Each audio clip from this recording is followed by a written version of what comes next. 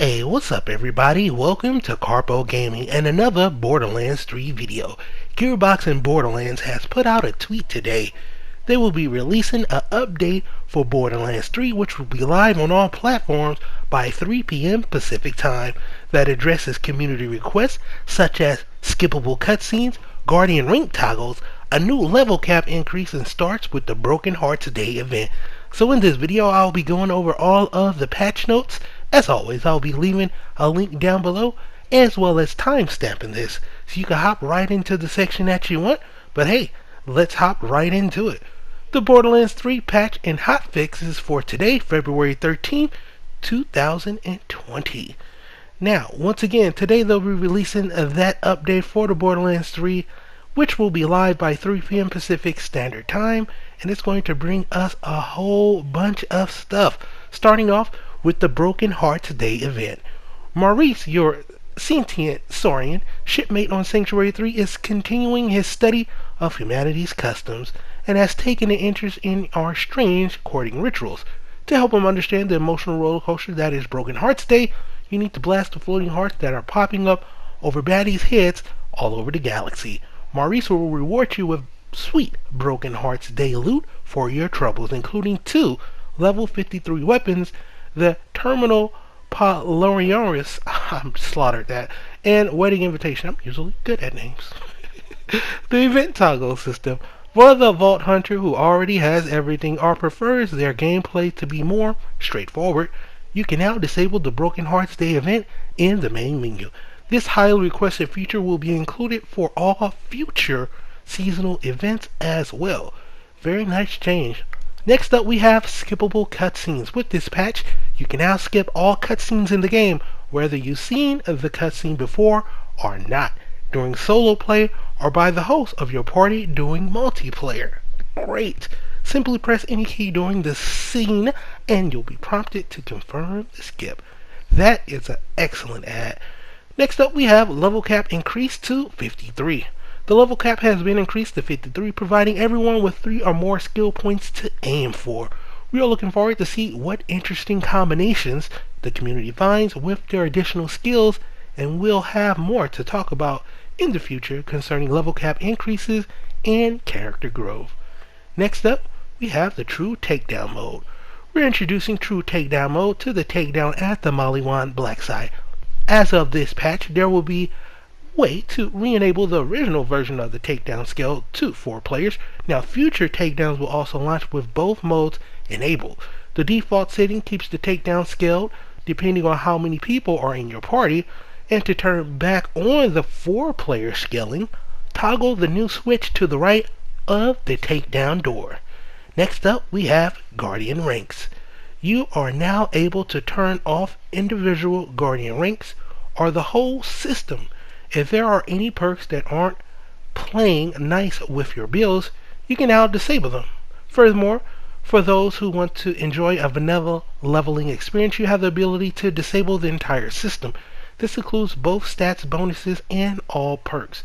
Now, when the patch goes live, the Guardian Rank system will be turned off by default, giving you a great opportunity to look through your perks to see if there's anything you want to try. No, while the Guardian Rank system is turned off, you will not be able to gain Guardian Ranks. Next up, Stadia. With this patch, Stadia is now caught up with the other platforms. Stadia's players can now access Moxie Heist of the Handsome Jack fight through, take down at the Maliwan Black Site, and take advantage of the QOL quality of life improvements that are included in these previous patches. Next up, we have Stability. This is a long one. Let's go. Address multiple reported crashes. Address multiple reported memory crashes. Address a reported crash that could sometimes occur when updating the position of the dueling timer during a level transition. Address a reported crash that could sometimes occur when there is no player character while spectating in the takedown at the Maliwan Black Site. Address the rare crash that could sometimes occur when hijacking a vehicle. Address a rare crash that could sometimes occur after extended hours of play. Address a rare crash that could sometimes occur during combat in Athenas. Address a rare crash that could sometimes occur during combat in Atlas headquarters. Address the rare crash that can sometimes occur in a multiplayer game in the droughts. Address the reported crash that can sometimes occur when loading into a map when campaign matchmaking. Address a reported crash that can sometimes occur when element reacts in bodies of water. Address the reported freeze that could sometimes occur during garbage collection. Address the reported crash that could sometimes occur when using Iron Bear. Address a rare crash that could sometimes occur after respawning a vehicle and then using the car station before the vehicle spawns. Address the reported crash that could sometimes occur when holding both the left and right arrow keys while on the skills tabs of the Echo menu on PC. Address the rare crash that could sometimes occur when quitting to desktop after another user disconnect during multiplayer on PC. Address the reported crash that could sometimes occur when a host select quit to portal on Stadia. And address a reported memory leak on map transitions. Under performance, we are continuing to work on additional stability and performance update for future patches. Implemented multiple performance optimizations. Implemented multiple audio performance optimizations. Address reported performance issues encountered when players are pushed by another user's vehicle. Address the reported performance issue when fighting enemies at Lumberton Junction in Floodmore Basin. And address reported performance issues when scrolling through Guardian Rank menu icons quickly. Now, next up, under General. They've added weight to the Guardian Rank random reward selections to favor reward options that with less tokens applied to them. So they addressed the reported concern that some missions were not awarding their cosmetic item rewards. Players should now have the following missions rewards if they completed the associated missions. Nogmas for beating the technical Nogout in Meridian Outskirts. Atlas Classic skin for beating the Atlas at last. We have the Guided Rage Jacob skin for beating Coal's Grave. Signature Style COV skin for beating the Great Vault. And Drop It Weapon Trinket for beating It's Alive. Also address the reported concern that players could be granted starting gear that was far beyond their level. Address the reported concern that a player in spectator mode would occasionally lose functionality when the takedown host fast travel to a different map. Address the reported concern that a second win would occasionally reset the takedown mission after players had failed the mission. Address the reported concern that players were occasionally respawning at the incorrect checkpoint in Meridian Outskirts. Address the reported concern that the player character on the character screen would be positioned incorrectly when a player late joins a multiplayer game on Skywell 27. Also, address the reported concern that the weapon Tig's Boom was spawning projectiles in the wrong location. Increase the chances of Tig's Boom to spawn projectiles. Address the reported concern that anointed enforcer shields would occasionally disappear and make the enemy appear vulnerable when they were not. Address the reported concern that third-person healing effects could occasionally scale larger than intended. Address the reported concern that players were occasionally being teleported to random places during cutscenes when standing on specific spots in the map.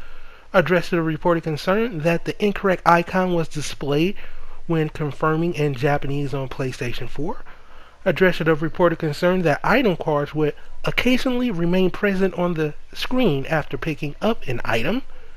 Also address the reported concern that videos could sometimes appear corrupt on Stadia. Address the reported concern where certain key inputs would not be accepted properly on Stadia. And also address the reported concern that the joinable status of a game on Stadia could be inaccurate. Address the reported concern with incorrect key glyphs showing when returning to the main menu on Stadia. And last but not least, nativize previous hotfixes. Now under missions. Address a previously progression blocker after entering electricity from another map after completing the collected batteries objective of Kilovolt. Address the perceived progression blocker that occasionally occurred during the return toppings to Tina objective for Hammerlock. Address the perceived progression blocker that could sometimes occur after leaving and re-entering the map during the Check Dead drop objective of Going Rogue. Address the reported concern where dialogue could be repeated triggered if the player loaded into another map while on the objective. Take alternate path during footsteps of giants on Desolation's Edge. Address the perceived progression blocker during the loot vault objective with Typhon during the footsteps of giants. And address the reported concern where a player with active missions could start a session with no tracked missions if their previously tracked missions could not be tracked. Next up, we have the HOTFIX notes. So, they addressed the reported concern that the emergency response perk was increasing shield recharge delay rather than decreasing it. Addressed the reported concern that the crowd audio was sometimes coming from a secret location while chasing down Karnova. Addressed it blockers to prevent players from occasionally escaping the map without dying when jumping off the edge of a cliff in Karnova. Addressed a report concern that players could walk through a wall of rocks in Karnova. Addressed blockers to prevent players from escaping the map near the Apollyon transit station with you in Neon Artenero. Addressed the reported concern that the gunner could sometimes get stuck in the second area of the Proving Grounds. Addressed the reported concern that players could occasionally escape the Skag of Survival boss area in the Proving Grounds. Addressed the reported concern that the Siren could escape the map while using the Downfall ability in the Cistern of Slaughter and the Destroyer's Rift. Also addressed a reported concern that the final satellite dish would not appear for the players to destroy at certain distances during bad reception. Also addressed a reported concern that the players were unable to break an iridium crystal cluster in the Amber Mine. And last but not least, addressed a reported concern where aim assist was snapping aggressively on the center of an enemy when fighting the blue fire and red rain boss enemies during Slaughter Star 3000. So there you have it, ladies and gentlemen.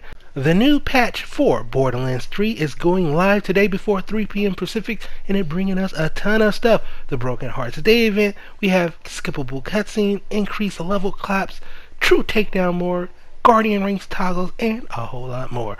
So yeah, that's pretty much going to end it for the video, ladies and gentlemen. I hope you truly enjoyed it. As always, if you are new to the channel, welcome. Don't forget to subscribe. And hey, if you really want to help out the channel and the video, you can do so by liking the video if you indeed like the video and leaving a comment down below. Don't forget, I upload daily videos, so turn on that bell notification and stay up to date for more Borderlands 3 videos. And as always, I'll be seeing y'all in the next one. Later.